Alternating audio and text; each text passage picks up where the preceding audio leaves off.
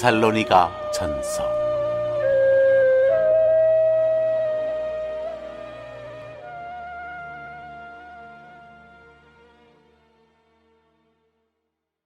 우리가 미래를 어떤 식으로 그리느냐에 따라 현재의 모습이 달라지고 그날 이루어지는 행위의 윤곽과 사고의 품격이 결정됩니다.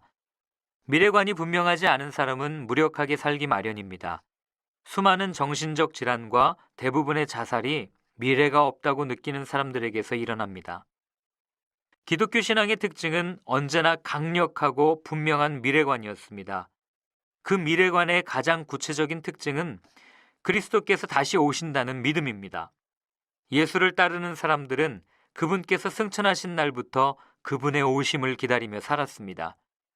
예수께서는 자신을 따르는 이들에게 다시 오시겠다고 말씀하셨습니다. 그리고 그들은 다시 오시겠다는 그분의 약속을 믿었습니다. 그분을 따르는 사람들은 지금도 그 약속을 붙들며 삽니다. 그리스도인들에게는 미래를 알고 믿는 것이 가장 중요하기 때문입니다.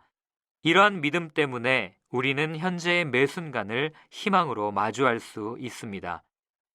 미래가 예수의 다시 오심으로 인해 결정되는 것이라면 불안에 떨거나 환상에 잠길 이유가 없기 때문입니다. 예수께서 다시 오신다는 믿음은 우리 삶에서 혼란을 제거해 줍니다. 그리고 우리는 훨씬 더 자유롭게 하나님의 자유에 응답할 수 있게 됩니다. 그럼에도 불구하고 이 믿음은 오해를 받기도 합니다. 어떤 사람에게는 꼼짝 못하게 하는 두려움으로 다가오기도 하고 어떤 사람에게는 끝없는 게으름을 조장하는 수단이 되기도 합니다. 바울은 데살로니가의 그리스도인들에게 보낸 두 통의 편지에서 무엇보다도 사람을 무력하게 만드는 잘못된 생각을 바로잡습니다. 그리고 하나님께서 장차 예수 안에서 이루실 일을 확신하면서 팽팽한 긴장감과 즐거운 마음으로 계속해서 살아가도록 격려합니다.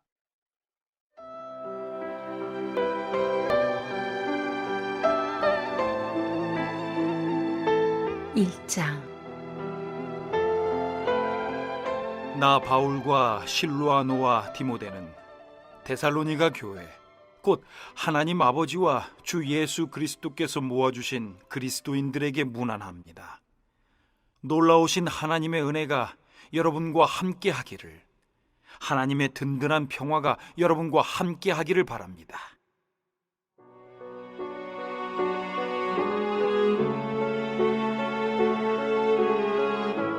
강철 같은 확신.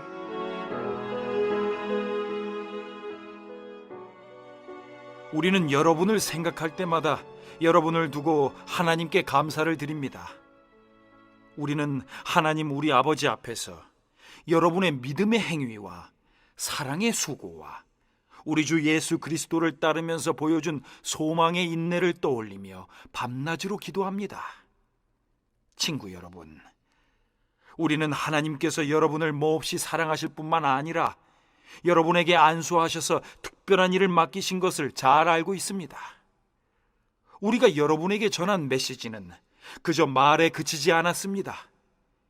여러분 안에 무엇인가 중요한 일이 일어났습니다. 성령께서 여러분의 확신을 강철 같게 해주셨습니다.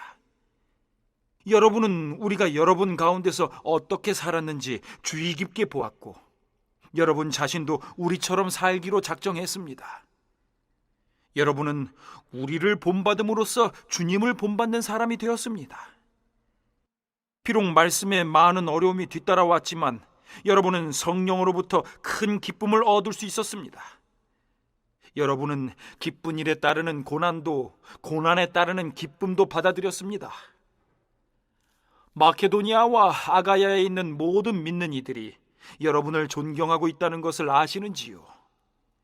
여러분의 소문이 주위에 두루 퍼졌습니다. 여러분의 삶으로 인해 주님의 말씀이 그 지역뿐 아니라 모든 곳에서 울려 퍼지고 있습니다. 하나님을 믿는 여러분의 믿음의 소문이 널리 퍼졌습니다. 우리가 더 말할 필요가 없을 정도입니다. 여러분이 곧 메시지이니까요. 사람들이 우리에게 다가와서 이야기해 주더군요. 여러분이 두 팔 벌려 우리를 맞아준 것과 여러분이 지난날 섬기던 죽은 우상들을 버리고 참 하나님을 받아들여 섬기게 된 이야기를 말입니다. 하나님께서 죽은 자들 가운데서 살리신 그분의 아들, 장차 닥쳐올 멸망에서 우리를 건져주신 예수가 오시기를 간절히 기다리는 여러분의 모습을 보고 그들은 놀라워했습니다. 실로아노와 디모데를 이 서신의 공동 저자로 언급합니다. 이것은 데살로니가 교회에 복음을 가르친 바울과 실로아노와 디모데로 구성된 선교팀이 그들 교회에 대한 관심과 기도를 지속하고 있다는 의미일 뿐, 실제로 이 서신이 3명의 공동 작업을 통해 기록되었다는 뜻은 아닙니다. 바울은 2장 18절, 3장 5절, 5장 27절에서 1인칭 단수 나를 사용하여서 이 편지가 실질적으로 바울의 단독 저술임을 암시합니다. 자신이 쓰는 편지에 두 동역자의 이름을 포함하여 데살로니가 교회의 영적 성장을 위한 그들의 기여를 인정하고 있는 것이죠. 바울은 데살로니가에 있는 교회에 편지했는데, 에클레이시아는 고대 그리스의 민회에서 비롯되었으며 이스라엘 백성의 집단인 카하를 대체하는 70인역 용어입니다. 즉 바울은 데살로니가에 있는 하나님의 백성의 모임인 교회를 위해 편지를 쓴 것이며, 아마도 데살로니가 교회는 오늘날처럼 커다란 한 건물에서 대규모 집회로 모이는 공동체였다기보다는 가정에서 모이는 여러 교회들의 집합체들이 데살로니가라는 도시를 중심으로 네트워킹된 공동체였을 것입니다. 은혜와 평강이라는 표현은 로마서 1장 7절에도 나오는 표현으로 그리스도인들의 인사인 은혜와 히브리인들의 인사인 평강이 더해진 문안 인사로 볼 수 있습니다. 고대 유대인 조상들의 히브리적 문화에 당대 유대인들의 그리스적 문화를 융합한 형태로 볼 수 있습니다. 2절입니다. 바울은 데살로니가 성도들을 생각할 때마다 감사할 수밖에 없었고 기도할 때마다 그들을 위해 기도했습니다. 바울이 서신 초반에 수신자 교회의 성도들로 인해 감사한다는 표현을 사용하는 것은 흔한 일이죠. 로마서, 고린도에서, 에베소, 빌립보, 골로새, 디모데후서, 빌레몬서에 잘 나와 있습니다. 하지만 데살로니가 전서에 나타나는 성도들에 대한 칭찬은 다른 서신의 그것보다 훨씬 더 길고 구체적입니다. 3절로 10절은 바울이 데살로니가 성도들로 인해서 감사하는 구체적인 이유를 나열하고 있습니다. 3절로 10절입니다. 바울은 데살로니가 성도들의 삶의 내용으로 인해 하나님께 감사하는데, 우선 3절에서 이를 믿음, 소망, 사랑의 삼중 은혜를 통해 제시합니다. 고린도전서 13장에 믿음, 소망, 사랑 주제가 잘 알려져 있죠. 바울은 거기에서만 아니라 그의 서신들 곳곳에서 믿음, 소망, 사랑의 삼중 은혜를 통한 성도 안의 하나님 역사를 묘사합니다. 데살로니가전서 5장, 갈라디아 5장, 로마서 5장, 골로새서 1장 참조하세요.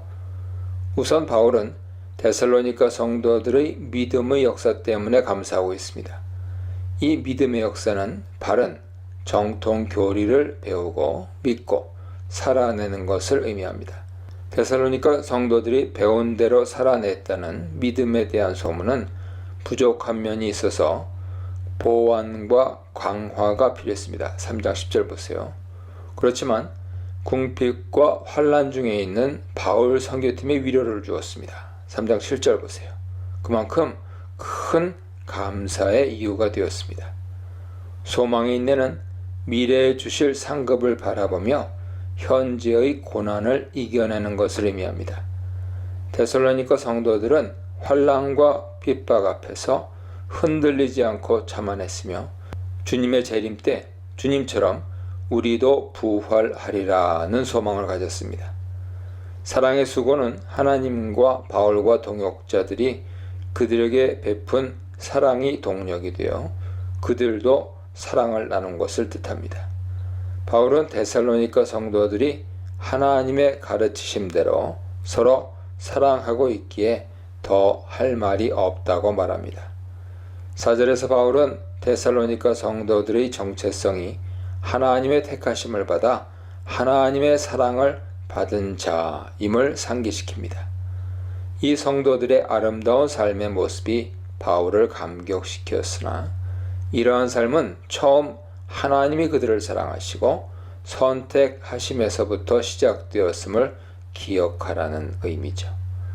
5절에서 바울은 이 성도들이 택하심과 사랑을 받은 것이 진공 상태에서 이루어진 것이 아니라 자신과 동역자들의 복음 전파를 통해 이루어졌다고 말합니다.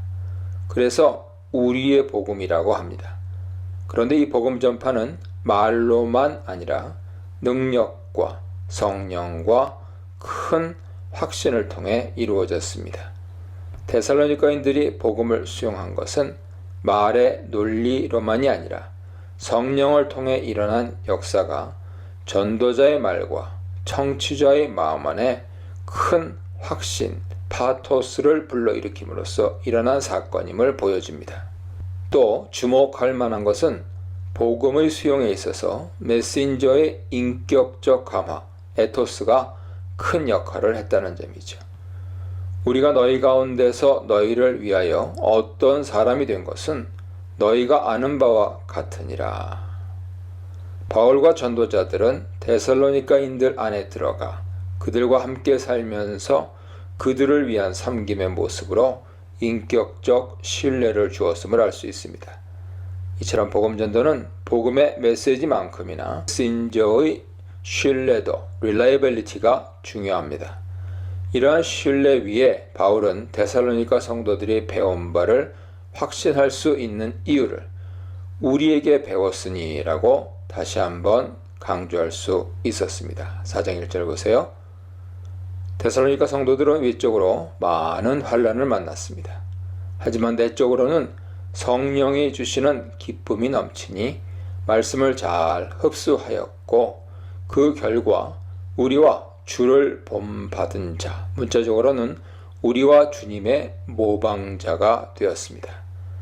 즉 환난을 만나도 믿음으로 승리한 바울 그리고 선교팀처럼 나아가 환난을 이기고 십자가와 부활로 승리하신 주님처럼 환난에 넘어지지 않고 승리자가 되었습니다.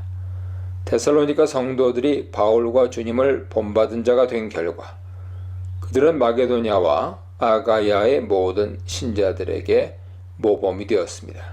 타 성도에게 모범이 되려면 복음을 전해준 자와 그 복음의 핵심인 예수 그리스도를 모방함으로 가능합니다. 그들이 주께서 가신 삶의 길과 그들을 위해 고난과 순교의 길을 간 신앙 선배들의 길을 따라갈 때 어느새 다른 성도들에게 모델이 되어 선한 영향력을 끼치고 있었습니다. 주의 말씀, 즉 복음과 데살로니가 성도들의 믿음에 대한 소식이 마게도냐와 아가야의 그리스도인들에게까지 울려 퍼졌습니다. 아마도 마게도냐에서 데살로니가가 가지는 중요한 항구 도시로서의 지위와 비아 에그나티아라는 도로의 역할이 복음 확산에 도움을 주었을 것입니다. 그들로부터 나온 주의 말씀과 하나님을 향한 믿음 그리고 그 소문이 마게도냐와 아가야에 끼친 선한 영향을 목격한 바울과 선교팀은 아무 말도 할 것이 없을 정도로 만족하고 감사했습니다. 데살로니가 성도들과 바울 선교팀에 대한 마게도냐와 아가야 사람들의 증언을 소개합니다. 증언의 내용은 크게 네 가지죠. 바울 선교팀이 어떻게 데살로니가 성도들 가운데 들어갔는지, 그들이 어떻게 우상을 버리고 하나님께 돌아왔는지, 그래서 살아계시고 참되신 하나님을 섬기게 되고 다가올 진노에서 구원하시는 예수님의 강림을 기다리게 됐는지를 증언했습니다. 최후 심판 때 하나님의 아들 예수께서 우리를 하나님의 진노로부터 건지신다는 개념은 복음의 핵심이며 칭의론의 핵심입니다. 선교팀의 복음 전파 한 번과 데살로니가인들의 회심 과정 2, 3, 4번이죠. 이 네 가지가 마게도냐와 아가야 사람들에게 신선한 충격으로 받아들여졌음을 보여줍니다. 참으로 진정한 회심은 삶의 방식에 있어서 획기적인 변화를 가져오죠. 우상을 섬기던 그들이 하나님께로 돌아왔고 하나님만을 살아계시고 참된 신으로 여겼고 그분의 아들이 재림하셔서 심판에서 구하실 것을 기다리고 있습니다. 변화의 열매가 있는 회심이었습니다. 열매 있는 삶을 향한 감사, 온전한 복음 선포를 인한 감사, 믿음의 본이 되는 삶을 향한 감사, 변화된 삶을 향한 감사에 대해 묵상해 보시기 바랍니다.